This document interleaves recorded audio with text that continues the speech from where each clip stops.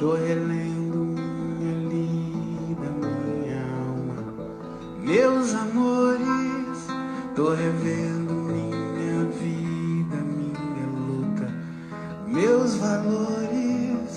É fazendo minhas forças, minhas fontes, meus favores. Tô regando minhas folhas, minhas faces, minhas flores.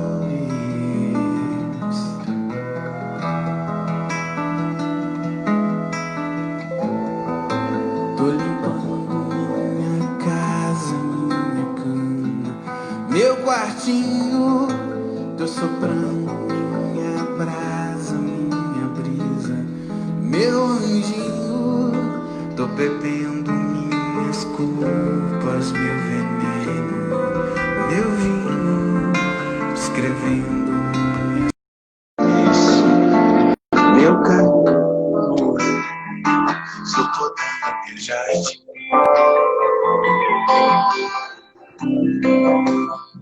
Estou com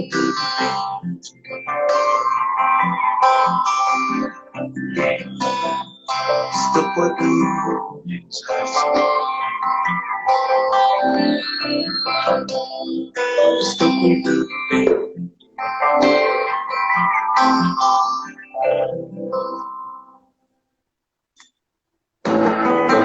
Tô relendo minha vida, minha alma, meus amores. Tô revendo minha luta, minha vida, meus valores. É fazendo minhas forças, minhas fontes, meus favores. Tô regando minhas folhas, minhas faces, minhas flores.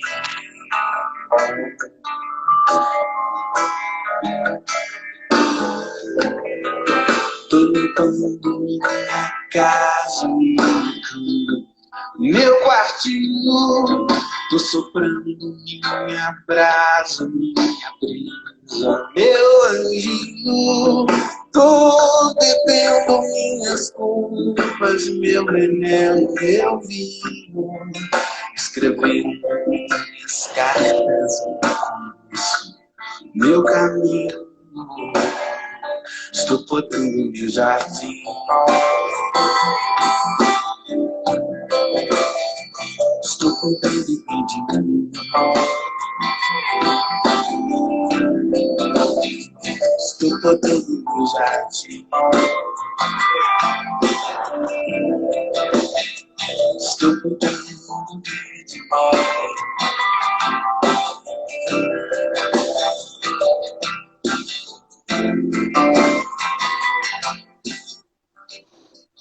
Bom dia, Bom dia. Luciana, bom dia para todas, todos que nos acompanham.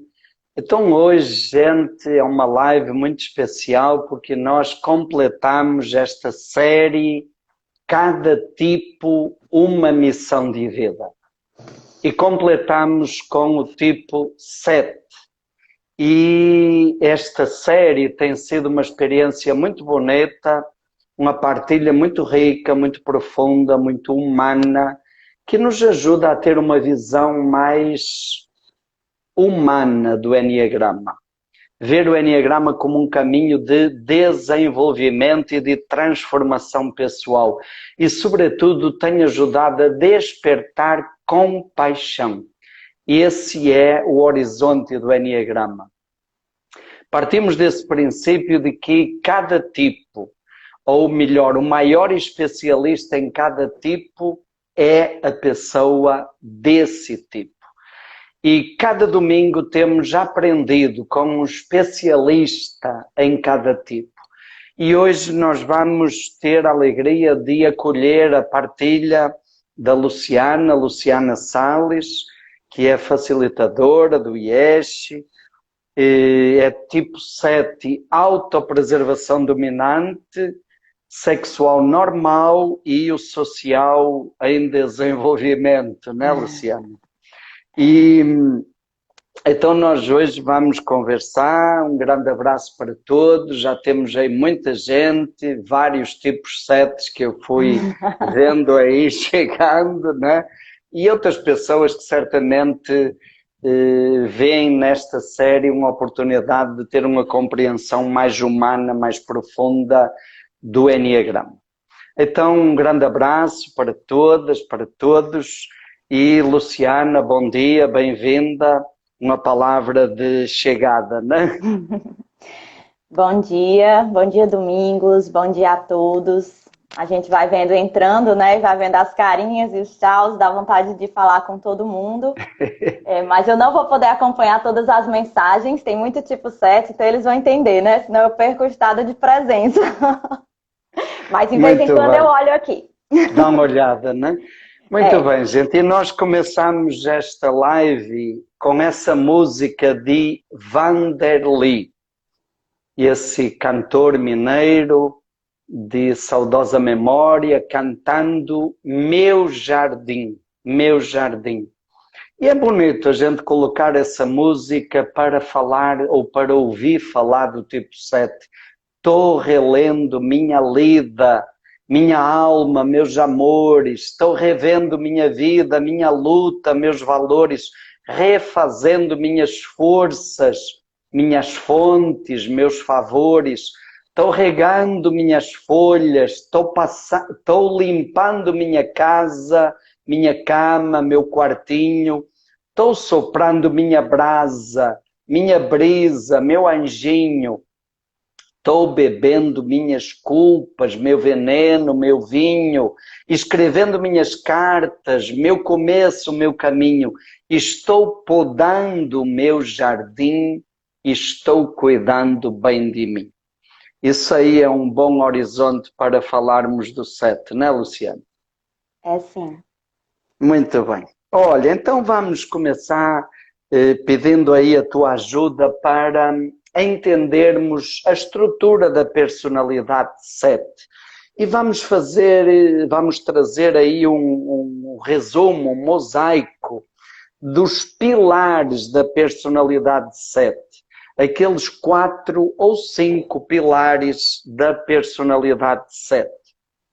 Então o Enneagrama nos diz que a experiência de infância do 7 se baseia numa experiência dolorosa que normalmente acontece muito cedo, às vezes ainda durante a gestação, e que normalmente a pessoa tipo 7 não lembra, não há lembrança disso. Uma das características é que a personalidade 7 anestesiou essa lembrança está lá, mas não é acessível para o 7.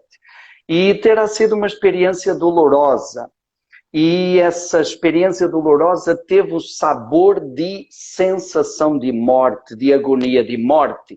E nesse momento a criança não sentiu conexão emocional. Ela se sentiu agoniada, na agonia de morte, e ao mesmo tempo emocionalmente só, abandonada. E isso paralisou e deixou a crença de que eu não dou conta de lidar com o sofrimento. Sofrimento fica como um monstro que eu não dou conta de enfrentar.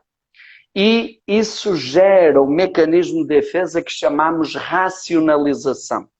Para eu não entrar em contato com dor, com sofrimento, que é algo insuportável, eu vou para o mundo da razão, para o mental. Racionalizar significa explicar, encontrar explicações, teorias, desculpas. Para quê? Para não entrar, não conectar com o sentimento. Isso gera uma fixação, uma ideia fixa, que chamamos planejamento. A cabeça sente a necessidade de estar continuamente fazendo planos agradáveis e prazerosos. Mais uma vez, para fugir do contato com o mundo emocional. E isso vai se configurar num estilo de vida, num estado emocional frequente, que chamamos gula. E gula é voracidade, uma necessidade insaciável de coisas agradáveis e prazerosas que eu nem sequer dou conta de saborear, de curtir, porque eu estou sempre antecipando o prazer. E temos aí a motivação do 7, que está por trás de tudo isso, ou permeando tudo isso, que seria a busca do prazer para evitar dor, sofrimento. Luciana, fala um pouquinho disso, como é que você percebe isso, como é que isso atua na sua vida, como é que se manifesta, como é que você, olhando a sua história, pode nos ajudar a entender melhor, de uma maneira mais experiencial, essa estrutura da personalidade 7. Então, a primeira coisa, né, que é essa experiência de infância, eu gosto muito, antes a gente chamava de fuga, né? Acho que é algo que a gente foge. E quando eu vi todos os outros, né, eu disse, nossa, começa pela experiência de infância. Aí imediatamente a minha cabeça diz assim, mas não precisa, viu? Você pode mudar de assunto, você pode não falar sobre isso. Então, ou seja, você já quer um jeito de passar aquela parte que dói mais, né? E aí eu fui ver o que é, por quê, né? Qual é o problema de falar da experiência de infância logo do começo? E aí se eu chorar? Então é essa ideia de que a gente tem que estar sempre sorrindo, sempre estar sendo feliz. Isso é muito da experiência do 7. E essa coisa da experiência dolorosa, ela é muito inconsciente. Então, assim, eu acho que para a minha experiência no meu caminho, foi algo que era muito blindado, foi algo muito difícil, assim, de eu conseguir aprofundar, né? Primeiro foi muita respiração, foi muita terapia, foi um trabalho de fazer muitos apoios na minha vida, externos e internos, para que eu pudesse conseguir chegar à sensação física mesmo, que é essa sensação de quase morte, né? Então, a minha experiência... Até que, porque normalmente a lembrança que o 7 tem da infância é uma infância muito agradável e muito prazerosa, né? Sim, vou até falar. Aliás, ontem um colega teu, tipo 7 também, tinha que ser, mandou uma mensagem para mim e disse assim, não bota a Luciana para descer o poço. E eu disse, não, mas se ela descer, ela leva a lanterninha, né? Sim, a lanterninha que agora vai teve na muita cabeça e no descida coração. no poço para encontrar essa experiência, né, Luciana? E eu ia falar isso, sabe, Domingos? Primeiro, como é importante a gente viver essa experiência, essa questão da sensação de morte, eu senti muito, acho que, né, não sei se é muito renascimento, não sei se você lembra, mas eu senti a sensação de não me formar, né? E principalmente os meus braços. E é interessante, por exemplo, a minha mãe traz que quando eu era pequena eu tinha medo de roda gigante. Eu não tinha medo de roda gigante. Eu até hoje tenho medo de tudo que eu precise me segurar com os braços. Então, por exemplo, eu era louca como criança para passar aqueles brinquedos de passador que você passa com os braços. Eu não conseguia, entende? Então, depois que eu aprendi isso, né, quando eu tenho essa sensação, porque ela vem, né? Então eu respiro, eu pego assim nos meus braços, né? E eu lembro que eu consegui, que é uma sensação que vem com a incapacidade, né? E a questão do poço, né? Para o meu amigo tipo 7, a gente foi muito difícil também, não só essa sensação de quase morte, mas a sensação do abandono. Então, primeiro você ri, você faz piada de tudo que possa lhe levar a isso, né? Depois, quando eu decidi levar a sério, eu dormia. Eu podia estar aqui super agitada, né? Vamos visualizar o poço. Eu dormia. Depois vem o processo, né? Que eu consegui passar da fase de dormir, vem o processo da racionalização. Então, assim, Ave Maria, como esse povo sofre, né? Aí tá o povo lá no poço, alguém cresce, ameaça, o outro aponta o dedo, o outro tá encolhido no quartinho e ninguém vê, o outro gostava muito de alguém e aquela pessoa foi embora. Graças a Deus que o meu não tem nada disso. E aí, até o dia que eu comecei, gente, o meu não tem nada disso porque não tem ninguém. Por que não tem ninguém no meu quartinho? Por que eu tô sozinha? Aí eu entrei em contato com a dor, com o medo, por que essa criança tá só, sabe?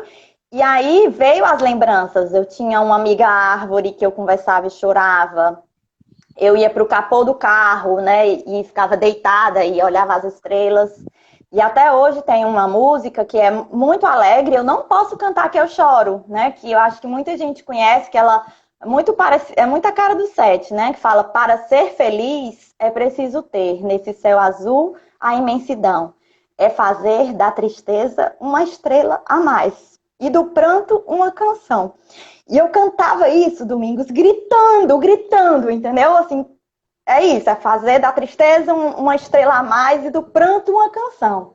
Então, até hoje, quando eu lembro dessa música, não é uma música que eu gosto, é uma música que me traz dor, que me traz a dor dessa criança. Mas se você for parar para perguntar às pessoas, e naturalmente eu vou lembrar daquela criança alegre, que brincava só, que brincava com os outros, que era tagarela, que era gasguita, né? Então, as lembranças que a gente tem é essa. Eu lembro, gente, do parquinho de quando eu tinha 4 anos.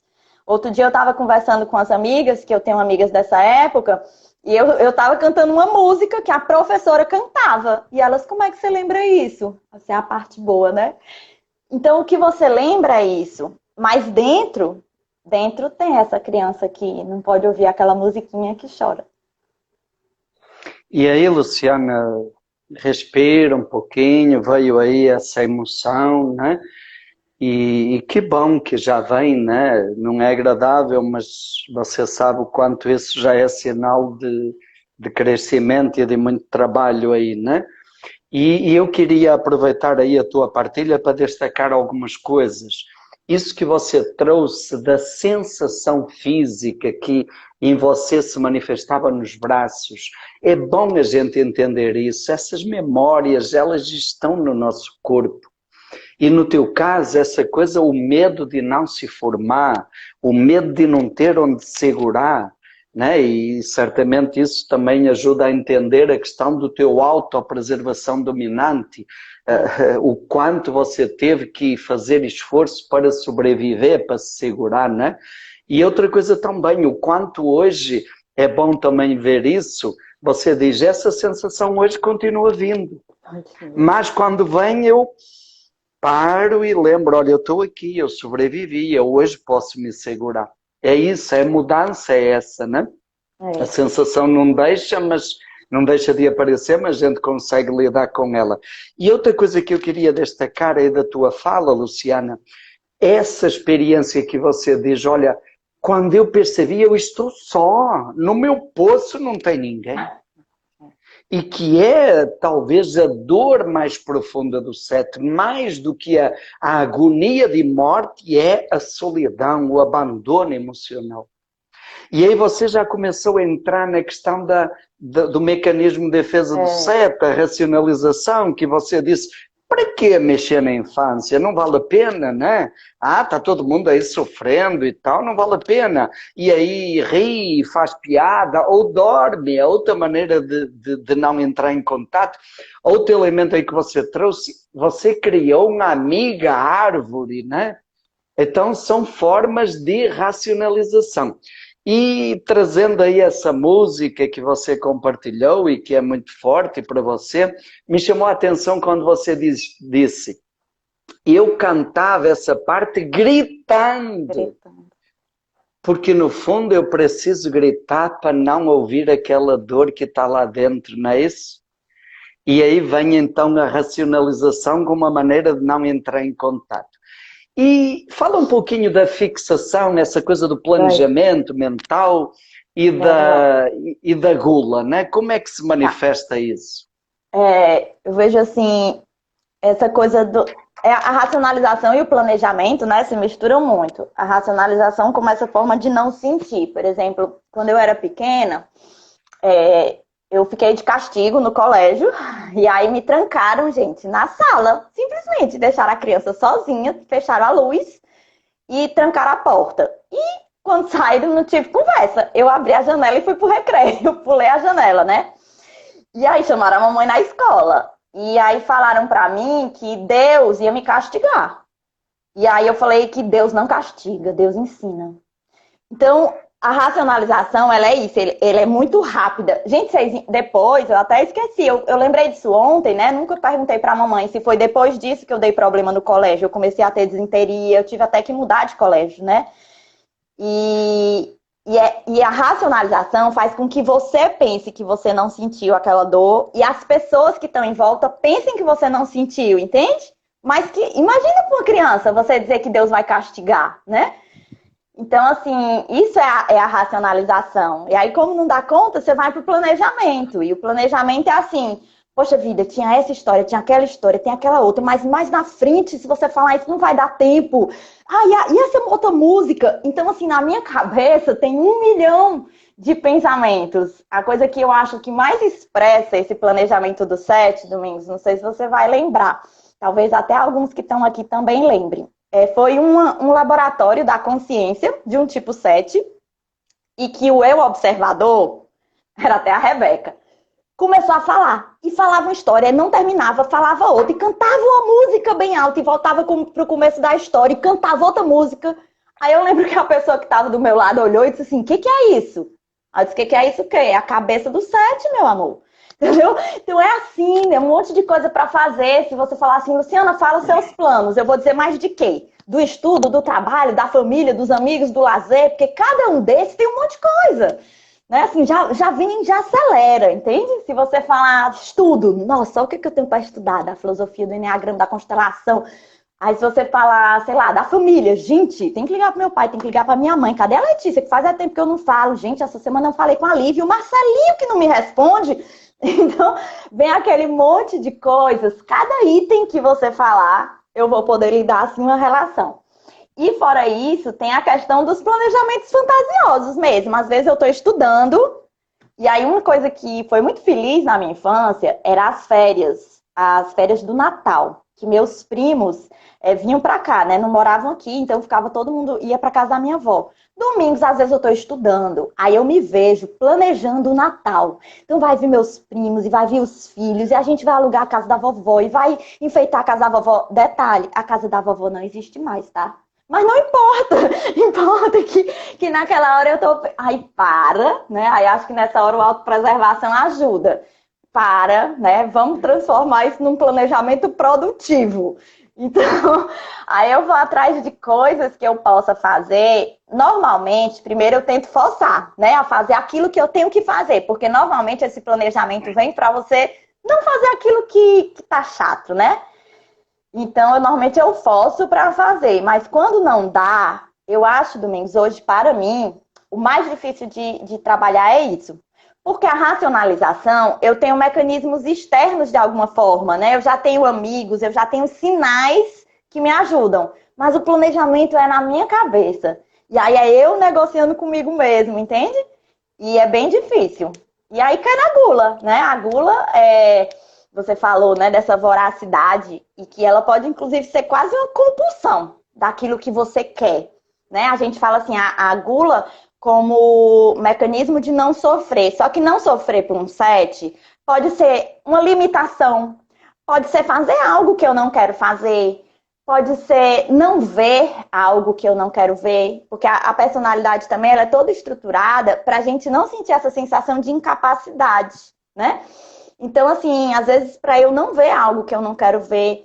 E aí você vai fazendo 1001 coisas, né? Na minha adolescência, meu final de semana começava na quinta, né? Eu tive um chefe que dizia, o carnaval de todo mundo começa no sábado, da Luciana na quinta. Então, isso... E até hoje, por exemplo, ano passado, eu estava com dificuldade de ler. E eu tenho que ler, eu preciso estudar bastante. Aí eu pedi para um professor, disse, olha, por favor, me indica uma leitura que não seja inútil, mas que também eu não precise me preocupar em aprender. Porque tem horas que a minha cabeça não está mais aguentando, né? Aí ele perguntou assim, você já leu a série Ramsés? Gente, eu não estava conseguindo passar da primeira página do meu livro técnico. Eu li o livro. Eu devorei o livro. Eu não dormia, não tinha fim de semana, era assim, louca por aquele livro. Isso é a gula, entende? Aí você olha pra você mesmo e diz, tá vendo, menina bonita? Você sabe, você consegue ler, né? Mas é quando você quer. Então, você vai negociando com você. É assim que eu tento. Quando quer, quando é prazeroso, né?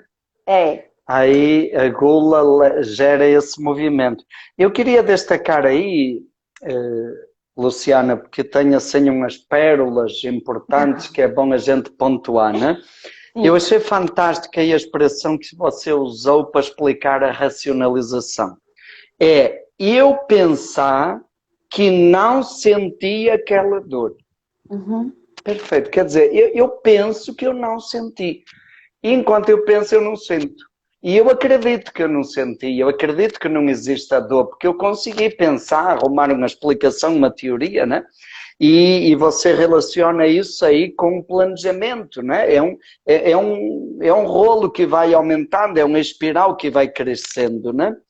E eu achei também interessante, porque quando você começou a explicar a questão do planejamento, a tua fala acelerou, né? Acelera. Naturalmente, e dá a ideia essa coisa que você nos trouxe, que é muito importante perceber sempre as manifestações físicas, da cabeça do Sete, que é muito rápida, que tudo acontece com muita velocidade.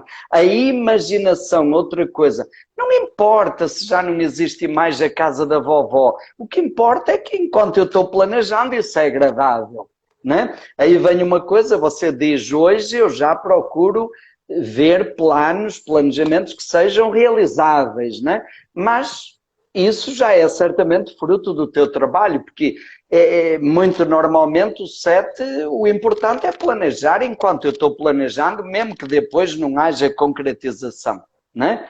Aí o procurar concretizar já é com certeza aí fruto do teu trabalho, porque senão fica só na fantasia, né? E outra coisa que eu gostaria de reforçar aí, de pontuar do que você trouxe, a gula, no fundo, é para não sentir a incapacidade. Sempre está aquela questão que é a sombra fundamental para eu não me sentir de novo incapaz ou só, para não sentir de novo aquele abandono emocional, aí vem essa gula, né? Então, Luciana, muito obrigado, deu uma ideia muito clara. Agora eu te pergunto, hoje, olhando para isso e olhando a tua história, qual é o preço que o Sete paga se ele ficar aí repetindo inconscientemente esse circuito, né? Ficar aí, porque esse é um circuito que se retroalimenta continuamente. E se o Sete ficasse aí, você hoje olhando a tua história, qual é o preço que o Sete paga por isso, Luciana? Domingos, o primeiro preço que eu vejo assim muito forte vem a palavra perigo, sabe? Pela gula, pelo você não conseguir ver algumas vezes o perigo. E olha que eu sou uma autopreservação, né?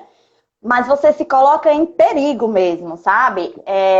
Porque quando você entra nesse processo, quando você entra na gula e que você não pode parar, se você não se trabalhar, você vai ser parado por algo externo. Então, esse algo externo pode ser um acidente, pode ser uma doença. Eu, adolescente, eu só parava quando eu ficava doente, né? Quando eu ficava doente, era pronto, aquele momento do descanso, né? Para você recuperar e começar de novo. Então, primeiro eu vejo esse preço, sabe? Assim, de um perigo, né? E o perigo também de você não realizar as coisas, de você desistir, né? Por quê? Porque você fala para você mesmo, quando uma coisa fica difícil, ou quando você vê a possibilidade de não ser capaz, você fala para você mesmo que você não quer aquilo. Eu tenho um exemplo, assim, que a natação. Eu fazia natação e eu gostava da natação, mas eu parei, porque eu não consegui, gente, aprender a pular de bico, sabe? Agora, veja, eu pulava de um trampolim de 5 metros. Subi, pá, pulava na piscina, mas de bico eu não consegui. E eu chorei muito, acho que ninguém sabe, nunca nem falo, acho que nem falei na minha família, mas eu não consegui continuar, entende? E isso você vai para várias coisas na sua vida, né? Eu fiz uma pós-graduação em recursos humanos que eu não terminei, porque, gente, tem coisa mais chata do que monografia. Eu fiz uma monografia no meu curso de graduação e foi um sofrimento enorme. Aí, logo em seguida, fazer a do curso de pós-graduação, não vou fazer isso não. E aí, quando eu fiz o MBA em marketing, o trabalho era um planejamento de marketing, deu tudo certo, né? Mas, ou seja, hoje eu olho para trás, gente, eu fui a todas as aulas, fiz todos os trabalhos e não fiz a porcaria do trabalho, entendeu? Para poder concluir, né? E ter mais um título. Então, você deixa de fazer as coisas. Nessa mudança de carreira, que eu saí do marketing para ser professora de Enneagrama, muitas vezes eu chorei muito, porque meu Deus, como é que eu fiz isso, né? Se eu não fui fazer mestrado porque eu achava que não dava conta de estudar, olha o tanto de coisa que eu tenho para estudar. Então, às vezes, o preço do 7 é desistir e dizer para si mesmo que ele não queria aquilo, sabe? E não é verdade, a gente queria. Então... E eu achei interessante aí, Luciana, o exemplo que você trouxe da natação, você disse assim, eu gostava da natação. Só que quando apareceu algo que me trouxe a sensação de incapacidade, que eu não conseguia pular, aí eu desisti. Quando chega alguma coisa que cheira a dor, aí a tendência para desistir, né? E depois disso que você falou, que é importante, e isso é consciência, né? A tendência é dizer, eu não queria mesmo, eu não gostava, não vale a pena, e vem a racionalização e inventa desculpas, mas no fundo é porque tem ali alguma coisa que eu não dou conta de lidar, não é isso? É. E outra coisa que eu queria pontuar, Luciana, que você trouxe aí muito, é a dificuldade de parar, né? E o perigo que isso pode trazer. Se eu não parar, algo externo vai me parar. Porque é difícil parar. Eu gosto muito daquela imagem de Forrest Gump, né? O perigo é o Seth passar pela vida como Forrest Gump, que está sempre correndo, às vezes nem sabe para onde, né? Mas o que não pode é parar, não é isso? Parar não dá. É. Mas a vida para, tem que ter cuidado. É bom parar pela gente mesmo. Ok. E aí, Luciana, você já está entrando aí nos sinais de crescimento e você já foi trazendo aí muitos elementos de sinais de crescimento, né? E era isso que eu queria te pedir agora. Fala mais sobre isso. Quais são os sinais de crescimento que você percebe na sua história? E também o que é que te ajudou nesse processo de crescimento? O que é que mudou? Tá? Você descreveu muito bem aí o padrão da personalidade 7, mas isso é um padrão. Isso é uma teoria do Enneagrama. Eu quero te perguntar hoje, quem é a Luciana hoje? O que é que mudou na Luciana hoje? Tá. Eu acho que uma coisa que foi um sinal foi me aquietar, né? Mas não é assim, eu vou me aquietar e me forçar a me aquietar, não. Eu li uma frase que eu achei muito parecida com os 7, que fala assim, que a evolução nada mais é do que a depuração do gosto. Então eu não depurei ainda o meu não, mas tô tentando, né? Então, tá assim, podando o jardim, né? A música do Vanderlei, né? Estou podando o meu jardim. E até trazendo essa coisa, assim, do podando o meu jardim, podar um jardim é uma coisa que você faz um pouquinho todo dia, né? Então, isso é um sinal muito forte para o 7, porque a nossa vontade é poda aqui tudo um dia só, e aí deixa, né? Então, essa coisa de aquietar o corpo e aquietar a mente. E aí você falou assim, alguém, não sei se perguntou aqui, como fazer isso, né?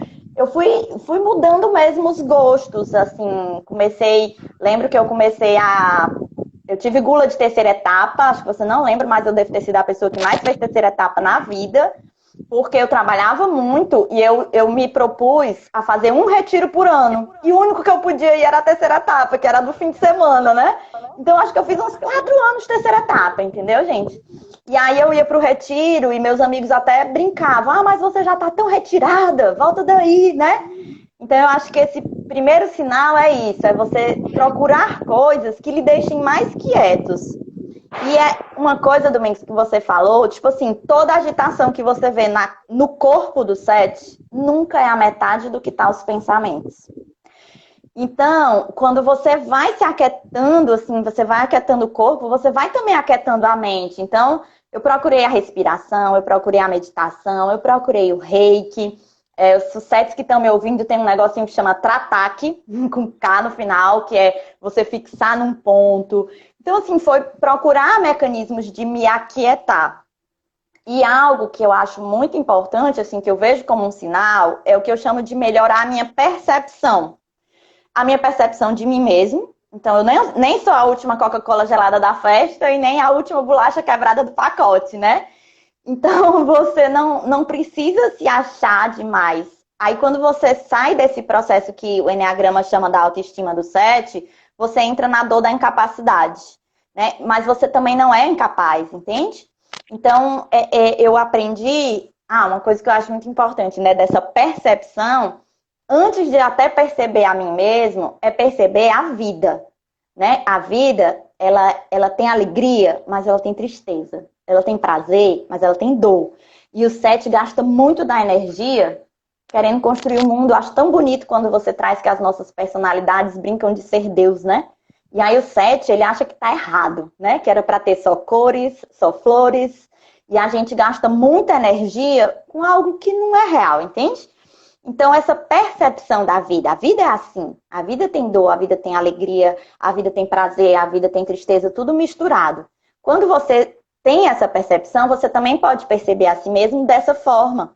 Então, você tem limitações, mas você também tem potenciais. Então, para mim, as duas coisas que vêm muito é isso. Tanto me aquietar, como essa percepção, melhorar a percepção da realidade. Seria uma visão mais realista da vida, né? Isso. Você falou muito disso e dá para entender a tendência para uma visão fantasiosa sobre o mundo, sobre a vida, né? E também sobre a própria pessoa, né? E essa percepção que você trouxe muito ajuda a ter os pés no chão, né? E essa outra coisa do aquietar-se, né? Como você buscou coisas que ajudem a aquietar o corpo. E outra pérola aí que eu gostaria de pontuar, que você disse, se a agitação do corpo do 7 é visível, isso é muito pouquinho em relação à agitação da mente, né? Eu que não sou 7 e que tento entender e me colocar no lugar do 7, me ajudou muito aquele filme Divertidamente. Porque é uma velocidade que quando eu dou conta eu já perdi o negócio da próxima cena, né? Então é uma agitação muito grande, é uma mente muito tagarela, né? Você há pouquinho falou da experiência do laboratório, do representante que ficava falando o tempo todo. Eu me lembro de uma pessoa no laboratório da consciência, aliás, ela está aqui nos ouvindo, a pessoa é tipo 7 e ela foi representar um tipo 7 no laboratório da consciência. E ela falava tanto que teve um outro representante que disse, eu estou com raiva dessa pessoa. E disse, eu estou com vontade de dar uma porrada nessa pessoa. E eu disse, pois siga o movimento. E ela tacou uma porrada nas costas da pessoa. Porque ela falava o tempo todo, né? Então, o aquietar a mente, aquietar o corpo, e essa visão mais realista, né? Que bom, Luciana, que bom. E aí Só uma coisinha, dentro dessa percepção que eu falei, aí entra também muito a percepção do outro, né? Porque quando você percebe a vida, quando você percebe a você mesmo, você percebe melhor os outros, né? E aí você também melhora a questão da empatia. Eu lembro que eu fiz um exercício, assim, que eu pensava assim, todas as pessoas enfrentam uma luta que eu desconheço, então seja gentil com todos. Todo ano eu tenho uma frase guia. Essa foi a minha de 2018, eu acho. Terminei o ano me sentindo bem fracassada com isso, mas é algo que eu trago, assim, pra mim, porque na dor do 7... Aí eu tive um aluno que falou algo que é muito verdadeiro, que o prazer não vê ninguém, né? Então é você lembrar que todas as pessoas enfrentam as suas lutas. E você também deve enfrentar as suas. E aí, a outra pérola aí, o prazer não vê ninguém, a busca do prazer cega, né? E aí essa dificuldade de olhar o outro e de se colocar no lugar do outro, a dificuldade da empatia, de perceber a dor do outro. E acho que temos aí um triângulo bonito, né? Quando tenho uma percepção mais realista da vida, tenho uma percepção mais realista de si e acaba tendo uma percepção mais realista dos outros também, né? E aí, Luciana, a gente já está entrando aí no campo da essência, né? E o Enneagrama diz que a essência do 7, aquilo que é a natureza da nossa natureza, o melhor de cada um, aquilo que permanece lá mesmo às vezes disfarçado ou escondido pelos mecanismos da personalidade, mas a essência permanece. E o Enneagrama descreve a essência do 7, primeiro, ideia sagrada, a centelha divina que está no 7, a consciência de que eu faço parte de um projeto maior, de um projeto divino. E que se eu faço parte de um projeto, eu tenho uma missão nesse projeto. Eu não vim aqui a passeio, eu não vim aqui para fantasiar, eu vim aqui para exercer uma missão, para assumir uma missão. E quando o 7 descobre qual é a sua missão, qual é o seu trabalho dentro desse projeto, isso traz sabedoria, sabedoria de saborear, um prazer enorme que satisfaz, que sacia e que dá aquela capacidade de permanecer. Aí vem a virtude do 7, a temperança. Temperança que nos lembra tempero, tornar agradável, tornar prazeroso, algo que não era. Primeiro, tornar suportável a vida. Segundo, tornar a vida prazerosa. Aquela dose, aquela porção de prazer que me faz assumir a minha missão, mesmo quando isso não é agradável. Há pouquinho você falou muito do perigo de desistir, quando não é mais agradável, quando traz alguma dor. A temperança é aquela dose de prazer que me faz perseverar e ir até o fim, mesmo quando não é agradável, né? Fala um pouquinho disso. Como é que você experimenta hoje na sua vida essa manifestação da essência do 7? Tá. Perguntaram aqui, ficou bem na minha cabeça, assim, sobre como é o sofrimento do 7, né? E eu lembro uma vez eu ouvi uma frase que fala assim, a pessoa falava que se os olhos fossem realmente o espelho da alma, ao me verem sorrindo, vocês chorariam comigo. Então, eu acho que isso... Diz de novo como é? Se os olhos fossem mesmo o espelho da alma, ao me verem sorrindo, vocês chorariam comigo. Então, eu acho que a primeira coisa da essência do 7 é a gente saber que existe esse choro, sabe? E uma frase que eu ouvi do Papa Francisco, ele falou que só vem bem olhos banhados por lágrima. Eu tive que meditar isso muito tempo. E acho que isso faz parte da essência do 7, sabe? A gente lavar nossos olhos mesmo com lágrimas, né? Com as lágrimas da nossa dor, com a dor do mundo. E aí vem essa questão que você falou da sobriedade, da temperança. Quando eu penso na essência do 7, tem um filme que acho que todo mundo deveria assistir, o 7 mil vezes, eu assisti 1001, que chama O Poder Além da Vida.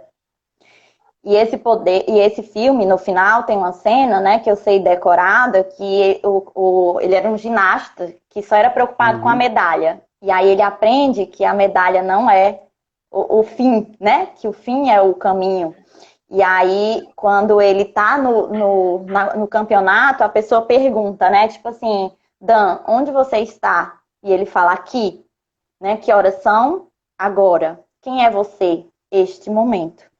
Então, eu acho que onde eu mais exercito isso, Domingos, é o exercício do tapete, da segunda etapa. Então, assim, se tem alunos aqui meus, eles sabem que normalmente quando eu termino uma segunda etapa, às vezes eu choro, né? Porque é aquele momento onde eu consigo conectar o meu coração com cada um e que se eu não tiver aqui, se eu não tiver agora, se eu não tiver nesse momento, eu não consigo, né?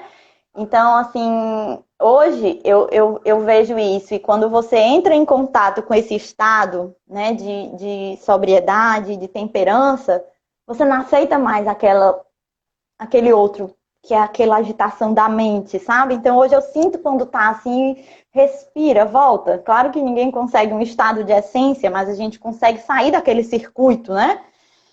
E eu acho que a essência do 7 tem muito a ver com isso. E a missão, essa coisa do plano, sabe? O plano é esse. O plano é a gente simplesmente ser humano. A gente faz tantos planos na nossa cabeça e o único plano é a gente conseguir viver aqui e agora. Esse é o plano, né?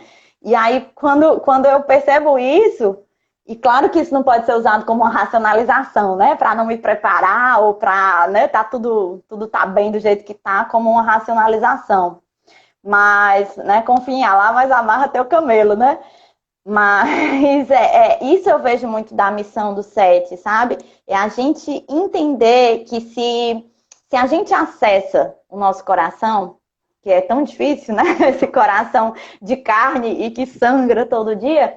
Se você acessa esse coração, você não precisa de um monte de planos. É esse o plano, esse já é o plano. E aí é só você dar um passo de cada vez, assim. É assim que eu sinto da minha missão, da minha essência. Que bom, Luciana. Eu estava lembrando aqui que Rassi Hudson fala que uma palavra que descreve muito a essência do SET é a palavra liberdade. Que não é aquela liberdade de eu fazer o que eu quero, mas é a liberdade de poder estar no aqui e agora, de poder estar presente. E foi bonita essa experiência que você trouxe, quando experimenta isso, por exemplo, no trabalho no símbolo do Enneagrama, né? Ajudando pessoas no símbolo, que você se conecta com o seu coração, se conecta com as pessoas e você sente o prazer de estar ali nesse momento. E outra coisa que você disse, quando acessa isso, a gente não aceita mais a agitação da mente. Essa percepção, de novo, de que aquela agitação não é real, né? Não satisfaz mais, né?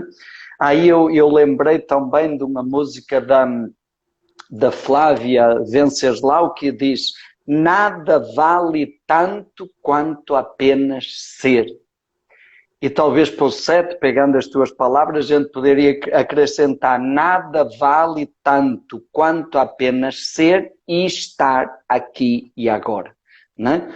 Então, que bonito, né? E essa questão de acessar o coração, é talvez a experiência de essência do 7. E acessar um coração, como você disse, que também sangra, porque todo coração sangra se é coração, né?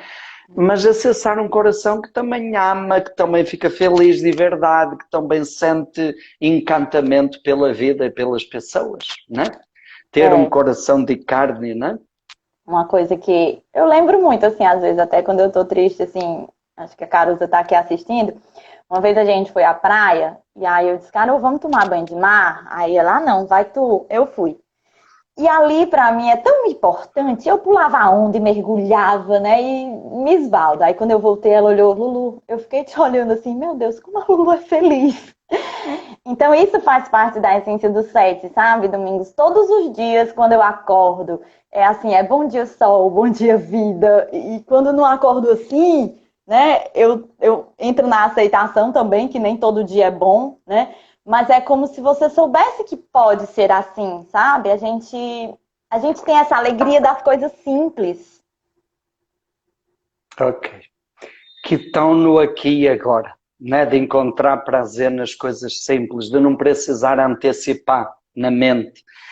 Luciana, fala agora hoje, na tua missão de vida, você hoje, como facilitadora de Enneagrama, consteladora, como terapeuta que faz também atendimentos individuais, em todo o teu trabalho hoje, a tua missão de vida, que foi uma opção, você deixou uma carreira profissional para ser terapeuta, como é que você percebe na tua missão de vida hoje essa junção, esse casamento entre a essência, isso que você falou, o estar presente, o conectar com o coração e as habilidades que a personalidade te deu? Porque tem habilidades aí da personalidade 7 que são importantes também e que certamente te ajudam nesse trabalho, nessa tua missão de vida. Como é que você percebe isso? Nossa, tem bastantes habilidades que me ajudam. Primeiro, essa coisa do pensamento rápido, né? Um pensamento rápido e um pensamento que liga as coisas, que conecta as coisas, né? Então, às vezes, eu planejei uma determinada coisa, mas a pessoa sentiu outra, né? Assim, é diferente. Então, já vem aquela conexão, né? Você pensa rápido. Então, acho que isso ajuda muito. Eu acho Dá que... alternativas, possibilidades, não é isso? Alternativas, exato. Essa coisa que você também me ajudou a ver, assim, que eu tinha muito medo de ser engraçada, né? Assim, e você foi me pontuando que eu não faço tanto essa questão da graça, eu tenho uma leveza, né? Então, eu vejo que eu tenho espontaneidade, sabe? Assim, e uma leveza que às vezes eu consigo fazer coisas duras, que às vezes tem que falar coisas duras, né? Mas eu consigo falar isso de uma forma leve, uma forma que eu veja que eu sempre estou ali para colaborar com a pessoa. Eu gosto muito do nome facilitador, né? Então, o meu caminho é esse, é facilitar. Então, eu acho que essa leveza ajuda muito. Aliás, alguém escreveu aí, que eu vi há pouquinho no chat, e eu observo isso, já pontuei para você em alguns trabalhos que fazemos juntos, você fala sorrindo. E isso é uma riqueza do sete, né? E que certamente ajuda a tornar as coisas mais leves, né? Uhum. Pois é, eu me preocupava com isso, né? E hoje eu já não me preocupo tanto. E essa coisa também de ser sociável, né? Assim, você lidar muito bem com as pessoas. Eu acho que o 7 na personalidade, ele tem um otimismo infantil. E eu acho que quando a gente entra mais nesse campo, né, de caminho de crescimento, a gente entra num otimismo que é uma esperança de a gente achar que sempre pode ser melhor, sabe? Então, eu consigo lidar com a minha incapacidade dessa forma. Se hoje eu não fiz bem, amanhã eu posso fazer melhor. Eu posso olhar e dizer, ó, não foi legal isso aqui, mas amanhã eu posso ser melhor. E isso me ajuda muito no meu trabalho, sabe? Assim, porque eu tô sempre buscando ser melhor. Então, a minha oratória para melhorar, eu conto bem histórias, como você falou, né? Eu tenho uma pessoa que, na verdade, eu mudei esse caminho por uma estagiária que falou para mim que eu tinha o dom de treinar, né? E eu não via isso em mim. Então, eu tenho muito essa questão mesmo da palavra, de saber a história certa, isso me ajuda demais. E, às vezes, precisa desse pensamento rápido, né? Dessa habilidade mesmo. Eu acho que é isso. Teve uma coisa assim que logo no começo, a gente quando é terapeuta, de alguma forma a gente vende o nosso trabalho, né? E eu me lembro que eu pensei assim, não vai dar certo, eu não vou conseguir, eu não sei vender. E aí eu tava nesse dia resmungando e meu pai falou assim, o que é que você tá falando, Luciana? Eu disse, pai, eu não sei vender. Aí depois deixa eu lhe dizer uma coisa, quando você era pequenininha, a gente tinha cachorros para vender. E a gente botou um anúncio no jornal.